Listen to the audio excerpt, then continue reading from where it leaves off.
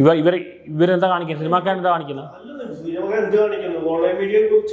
ഇല്ലാതെ എത്രയോ കേസ് വന്നിരിക്കുന്നു. നമ്മൾ ഒന്നും ചെയ്യാതെ എത്ര കേസുകൾ വന്നിരിക്കുന്നു. എൻ്റെ കയ്യിൽ വന്നത് ട്രാൻസ്ജെൻഡർ കേസ് എന്താണ്? ഞാൻ കണ്ടുകൊള്ളുമില്ല. അങ്ങനെ എത്ര പേരെ ട്രാപ്പ് ചെയ്യണ്ട.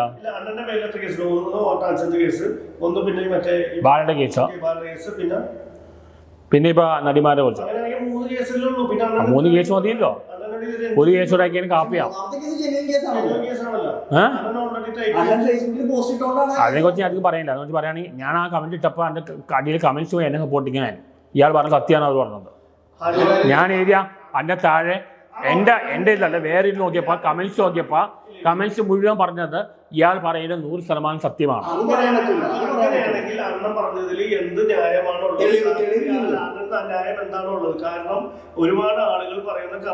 ഒരുപാട് പറയുന്ന കമന്റ്സ് ഒന്നല്ല. കാസ്റ്റിംഗ് കൗച്ച് സിനിമ ഫീൽഡ് പണ്ടുകൊല്ലേ ഉണ്ട്. കാസ്റ്റിംഗ് കൗച്ച് അത് എത്ര ഡയറക്ടേഴ്സിന് പറഞ്ഞു, എത്ര പേര് പറഞ്ഞിരിക്കുന്നു. സിനിമാക്കാരൻ മീഡിയയിൽ പറ, സിനിമാക്കാര് ഇന്റർവ്യൂസിലും മറ്റെല്ലാം പറഞ്ഞിട്ടുണ്ടാ. എല്ലാ ജെയ്ജി ജോർജ് ആണെങ്കിലും എല്ലാ ആൾക്കാരും പറഞ്ഞിട്ടുണ്ട് സിനിമാ ഫീൽഡിൽ കാസ്റ്റിംഗ് കൗച്ച് ഉണ്ട്. ഹേമ കമ്മിറ്റി റിപ്പോർട്ട് എവിടെ പോയി? ഒതുക്കി വെച്ചിരിക്കുകയല്ലേ. എവിടെ പോയി? ഷമ്മി തിലകൻ പറയാം. എനിക്കറിയാം ഷമ്മി തിലകൻ എത്ര വർഷമായിട്ട് റൈറ്റ് ടു ഇൻഫർമേഷൻ ആക്ടിൽ അയക്കുന്നു. എവിടെ പോയി? എവിടെ വരുന്നു?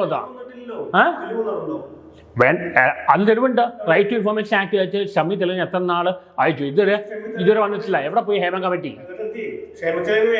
അല്ലെ, നമ്മളിവിടെ ഷേക്ക് ഹാൻഡ് കൊടുക്കുന്നതാണ് പ്രശ്നം. സിനിമ ഫീൽഡിൽ എന്തൊക്കെയാണ് നടക്കുന്നത്? എന്തൊക്കെ കേസാ? ആർക്കെതിരെ എന്തൊക്കെ കേസാ വന്ന? ഗോസിപ്പല്ല തുറന്നു പറഞ്ഞിട്ടുണ്ടല്ലോ. മീഡിയ ഡയറക്ടേഴ്സ് എല്ലാം പറഞ്ഞിട്ടുള്ളൂ. കെ ജി ജോർജ് പറഞ്ഞിട്ടുള്ളൂ കാസ്റ്റിംഗ് കൗച്ച് പണ്ടുമുതലേ ഉണ്ടെന്ന്. കെ ജോർജ് പറഞ്ഞിട്ടുണ്ടല്ലോ. അതേപോലെ പണ്ട് ശോഭയുടെ കേസ്, ശോഭ സ്ത്രീയെ ബാലുമേന്ദ്രൻ എല്ലാവരും സപ്പോർട്ട് ചെയ്ത.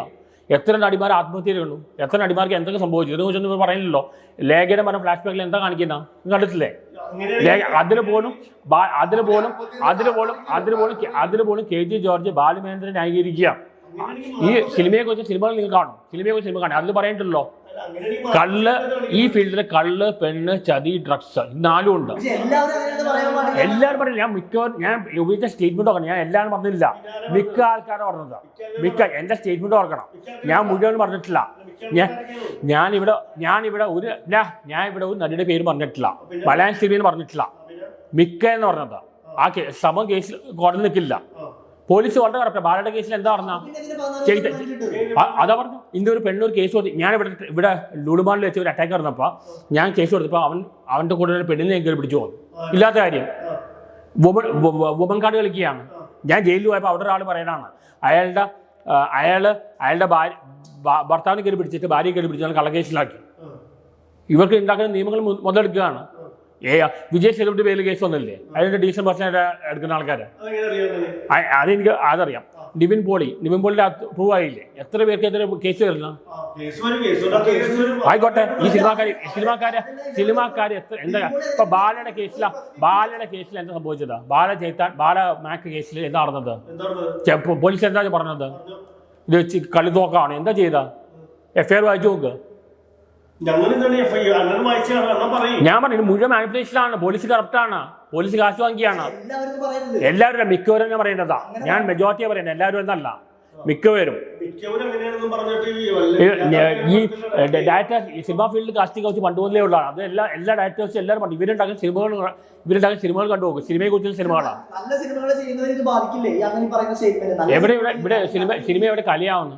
പണ്ടുണ്ടായിരുന്നു. അരവിന്ദനും ജോൺ അബ്രഹാം സിനിമ കലയായി. ഇപ്പൊ റിയൽ ബിസിനസ്സാണ്. ജോൺ അബ്രഹാം പടം ഞാൻ കണ്ടിട്ടുണ്ടോ? കരിയാച്ചൻ്റെ ഗുരുവൃത്തികൾ, അല്ലെങ്കിൽ അഗ്രഹത്തിൽ കഴുത, അല്ലെങ്കിൽ അമ്മ അറിയാൻ, ഇതെല്ലാം കണ്ടിട്ട് അതൊക്കെയാണ് ശരിക്കും സിനിമകളാണ്. ആ സിനിമകൾ മെസ്സേജ് അല്ല. ഇവരെല്ലാം കലയെ സ്നേഹിച്ചവരാണ്. ഇന്ന് എവിടെ കലയെ സ്നേഹിക്കണം? മുഴുവൻ കച്ചവടമാണ്. സിനിമ എവിടെ കല? മുഴുവൻ കച്ചവടമാണ്. എന്തുകൊണ്ട് ഇപ്പോഴത്തെ സിനിമകൾക്ക് റിപ്പീറ്റ് വാല്യൂ ഇല്ല? കാരണം ലൈഫില്ല.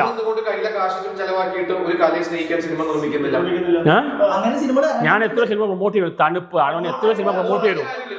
ഈ പറയുന്നത് കച്ചവടമാണെന്നുള്ളത്. ഇവര് മുടക്കുന്ന മുടക്കിന്റെ കാശ് കിട്ടാൻ തിരിച്ചു കിട്ടാൻ വേണ്ടിയാണ്. അണ്ണന് കലയെ സ്നേഹിക്കുന്നത് അന്ന കാശുകൾ ഇറങ്ങിയിട്ട് ലാഭം നോക്കാതെ കലയെ സ്നേഹിക്കുന്ന കുറച്ച് നല്ല കലാകാരന്മാരുള്ള. ഞാൻ കലാകാരനല്ല, എനിക്ക് സിനിമ റിവ്യൂ ചെയ്യുന്ന ആളാണ്, ഞാൻ കലാകാരനല്ല. പക്ഷേ ഇതൊരു പ്യൂർലി ബിസിനസ്സായി മാറിയിരിക്കുകയാണ്. അല്ല ശരിയാണ്, പണം വേണം. നിങ്ങൾ അമീർ ഖാൻ മൂവീസ് നോക്കാം, ആ സിനിമ കണ്ടു കഴിഞ്ഞാൽ അതിൽ പ്രൊഡ്യൂസറിന് കാശ് കിട്ടും, എന്റർടൈൻമെന്റ് ഉണ്ട്, മെസ്സേജ് ഉണ്ട്, എല്ലാം ഉണ്ട്. അങ്ങനെ ചെയ്യേണ്ടതാ. ശരിക്കും നല്ല സിനിമ പറഞ്ഞാൽ മെസ്സേജ് കൊടുക്കുമ്പോൾ എന്താ ഇല്ല. അല്ല, ഞാൻ പറയാം സിനിമയുടെ ലക്ഷ്യം പറഞ്ഞാൽ മെസ്സേജ് കൊടുക്കലാണ്. മെസ്സേജ് കൊടുക്കുമ്പോൾ ആൾക്കാർക്ക് ബോറടിക്കാൻ വേണ്ടിയാണ് എന്റർടൈൻമെന്റ് ആഡ് ചെയ്യണം.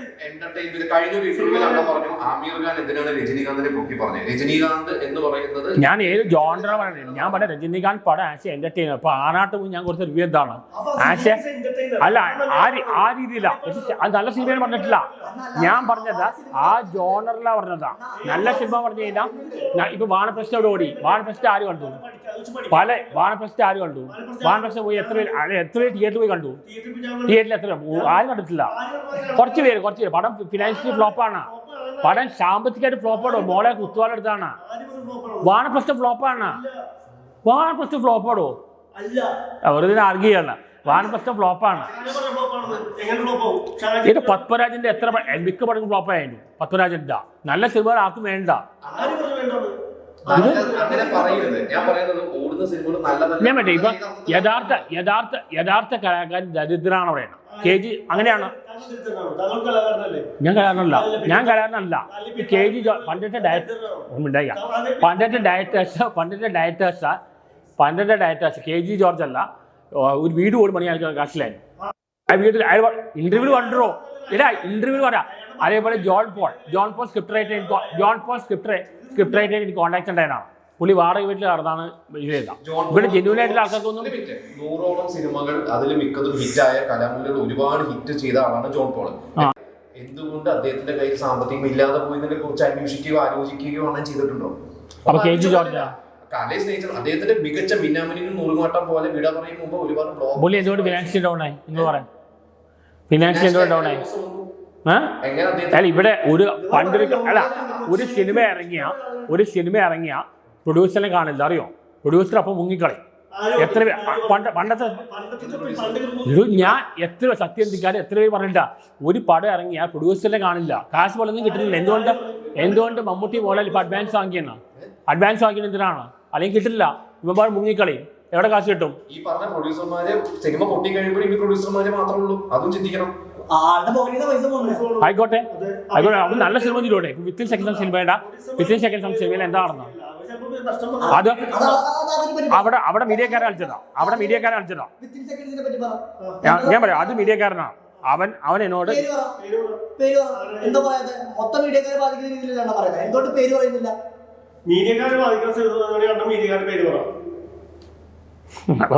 പേര് പറ, നിങ്ങൾക്ക് ഇങ്ങനെ പറയാം.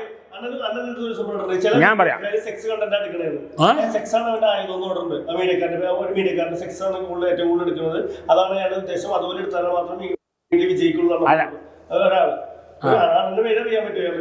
നീലക്കുയില്ല. നീലക്കുയിനർത്ഥം നിയാസിന് ഒരുപാട് സ്ട്രഗിൾ ചെയ്യാനായിട്ട് എത്തിയതാ. അയാൾക്ക് ഒരുപാട് ഫിനാൻഷ്യൽ ബുദ്ധിമുട്ടുണ്ടായിരുന്നു. അയാൾക്ക് ഇപ്പൊ കാണിക്കുന്ന രണ്ടത്താണ്.